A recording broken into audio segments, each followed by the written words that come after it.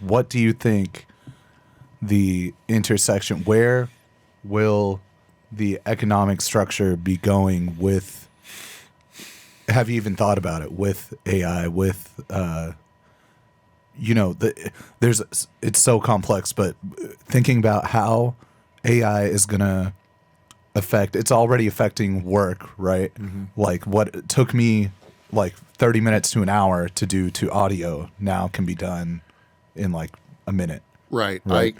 I spent... Same with copywriting. So jobs are changing, and under the current economic incentives we have, we utilize that technology and basically we'll fire workers and make the workers that remain work more. That's what happens when new technology has been implemented since the Industrial Revolution.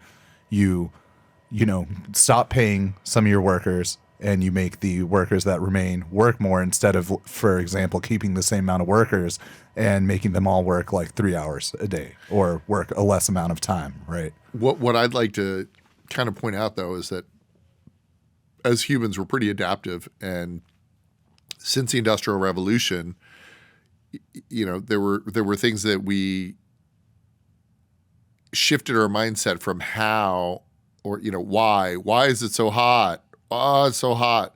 And we shifted our mindset to how do we make it cooler, right? And so they created the air conditioner, right? And then fast forward to all these different things, these changes in technology. Before, you had to pick up the phone and call somebody. And if you weren't in that spot at 7:30, like they said, everyone felt a little weird until you left, right?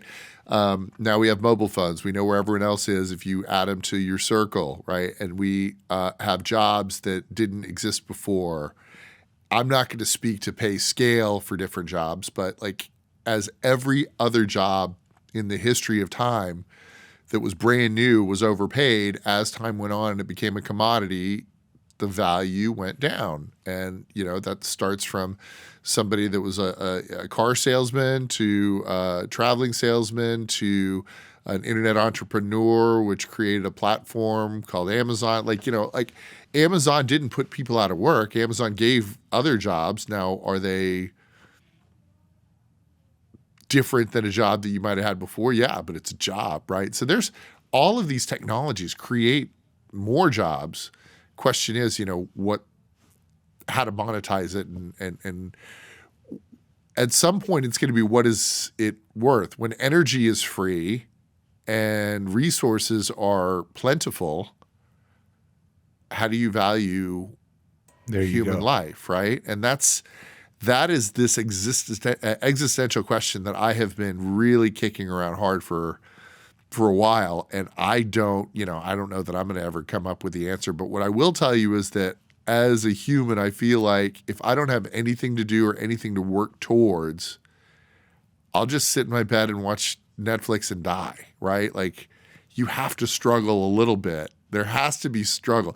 Now, I'd like to choose my struggles, but yeah, those things are not mutually exclusive, Frank. Yeah, you don't have to have to work for someone else to make money, for someone else to struggle and therefore have meaning in your life, right? The whole theory is that once we solve the resource issue and the energy issue, then we have time to do the ultimate struggle, which is what fulfills us as human beings. We can spend our time doing what, the whole argument, and this isn't what you're making, I don't think, but there's a whole argument against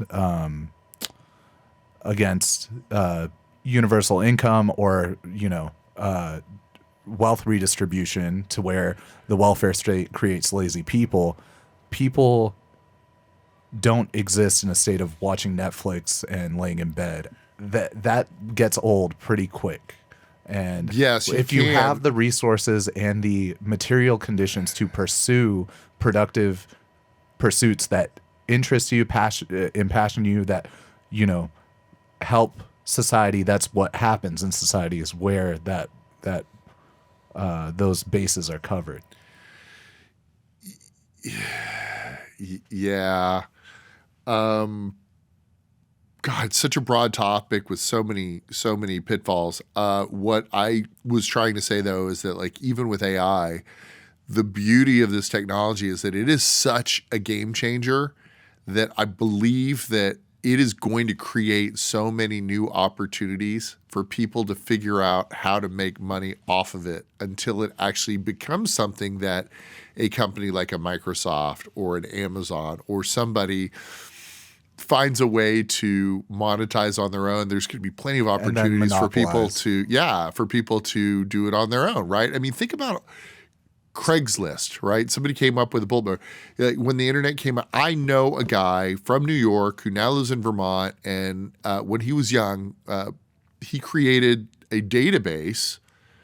I don't remember what backend he used, but he created a database that to this day is the go-to software for music companies that sell guitars. And I mean, it's so esoteric, but he made enough money to buy a couple of buildings in Vermont, and do something else. His life isn't hard like a lot of other people, but that opportunity is going to happen with something like ChatGPT now.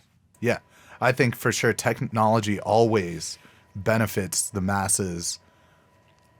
Like you said, though, until either the bubble bursts until the Department of Justice comes in and says we're going to break your company up.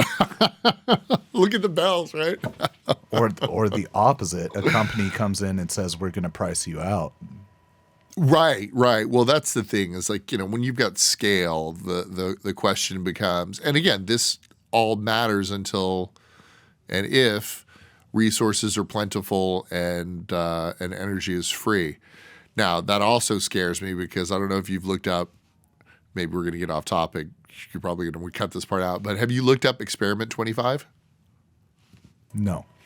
So a guy in, I think it was 1964, created an experiment where he took mice and he took the best mice. He took like two breeding pairs, 4 mice, and he gave them unlimited food, unlimited space. And I think it was up to 3,200 or so mice were able to be taken care of in this thing. They never got above like 700 before the mice killed each other and died and literally went extinct. They had clean beds. They had all the food they wanted, all the space they needed, and within a couple of years, they ended up extinct. And it was it's scary. You should read it and look into it. But it's definitely off. It's like a population. Yeah, well, it's right? just that, and it has to do with the fact that there was no struggle, so they created their own struggle, and their struggle was each other, and they ended up killing each other, right? And that's the fear, and that's what we don't want.